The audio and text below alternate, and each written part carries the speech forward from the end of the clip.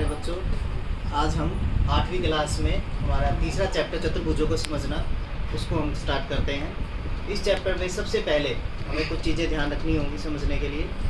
एक शब्द आता है बहुभुज, इसका हम कई बार प्रयोग करते हैं। बहुभुज ये दो शब्द है। बहु का मतलब होता है अधिक, भुज मतलब भुजाएं। अगर हम कोई ऐसी आकृति बनाते हैं जिसकी भुजाएं 3 या 3 से अधिक हों, मतलब उन भुजाओं को मिलाकर हम एक बंद सरल बंद आकृति बना सकते हैं।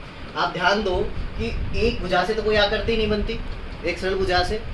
2 सरल भुजाएं बनाई जाए तो भी कोई बंद आकृति नहीं बन सकती 2 भुजाओं से कम 3 भुजाएं आपस में मिल जाएं तो बन सकती है एक सरल बंद आकृति या बंद वक्र।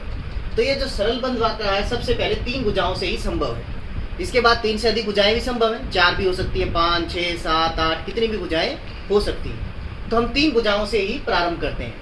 तो 3 भुजाओं की जो आकृति है सबसे पहले जो सरल बंद आकृति बनती है उसका नाम है त्रिभुज।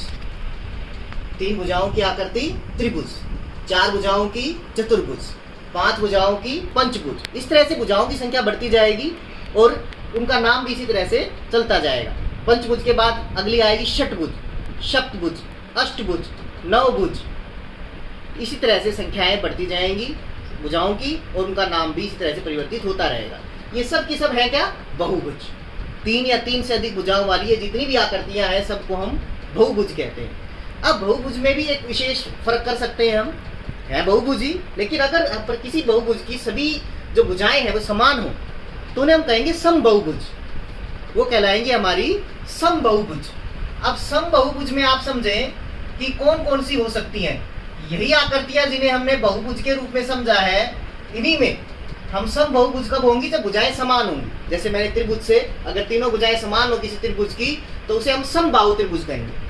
अगर किसी चतुर्भुज की 4 भुजाएं समान है उसको सम चतुर्भुज कहेंगे। किसी पंचभुज की 5 भुजाएं समान है उसको सम पंचभुज कहेंगे।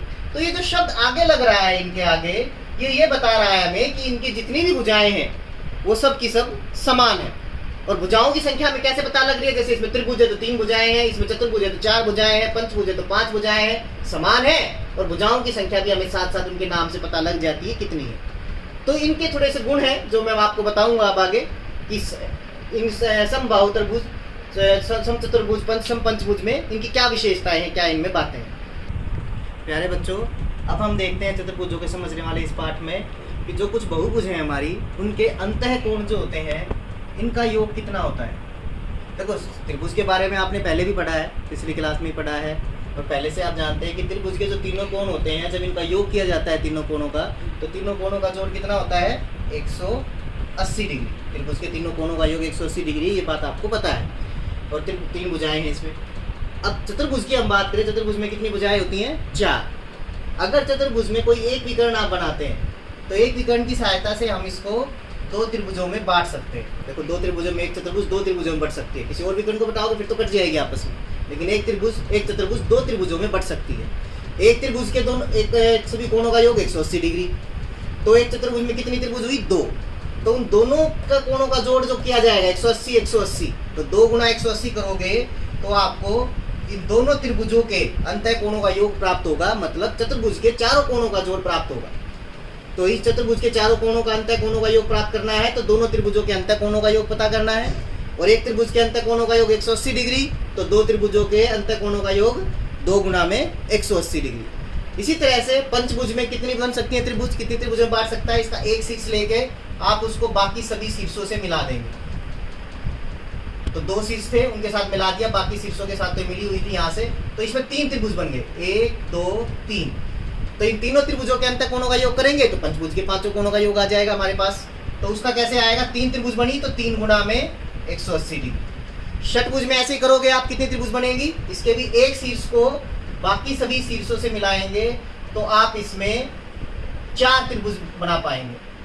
ये जो 4 त्रिभुज बनी है इनके अंतः कोणों का योग कैसे पता लगेगा? 4 गुना में 180। 4 को 180 से गुणा करोगे तो इस षटभुज के सभी 6 के 6 कोणों का योग हमें पता लग जाएगा। लेकिन एक विशेषता क्या है? ऐसे बढ़ती जाएंगी सप्तभुज, अष्टभुज, नवभुज जितनी भी होंगी, उनमें त्रिभुजों की संख्या क्या होगी? हमेशा जितनी उसमें भुजाएं हैं, देखो जितनी भुजाएं हैं उससे उतनी ही उससे 2 कम अगर हम करें तो त्रिभुज बनती है। 3 भुजाएं थी, 3 में से 2 घटाओगे 1 आएगा, तो 1 त्रिभुज बनी। 4 में से हम कितना घटाएंगे? 2, तो कितनी त्रिभुज बनी थी हमारे पास? 2। 5 में से भी अगर हम 2 घटाएं तो हमें 3 प्राप्त होता है। 6 में से भी अगर हम 2 घटाएं तो हमें 4 प्राप्त होता है। तो किसी भी बहुभुज में जितनी भुजाएं होती हैं उसमें से 2 घटाने पर हमें प्राप्त होता है कि उसमें कितनी त्रिभुज बनेंगी। उसको 180 से गुणा करोगे तो उसके सभी अंतःकोणों का योग हम प्राप्त कर सकते हैं। तो यहाँ हम एक सूत्र पे पहुंचते हैं बच्चों कि अगर किसी भी बहुभुज में n भुजाएं हैं तो n भुजाएं होंगी तो n में से 2 हम घटाएंगे। अगर किसी बहुभुज में n मतलब कितनी भी भुजाएं हो सकती है, 3 4 5 6 7 8 9 10 11 12, n में से 2 घटाएंगे तो हमें पता लगेगा कि उसमें कितनी त्रिभुजें बनेंगी। और एक त्रिभुज के सभी कोणों का योग 180 डिग्री होता है, तो उस बहुभुज के सभी अंतःकोणों का योग लगाने के लिए उसको 180 से गुणा करेंगे। तो ये हमारे एक सूत्र प्राप्त होगा, n घटा में 2 गुणा में 180 डिग्री, जिससे हम किसी भी बहुभुज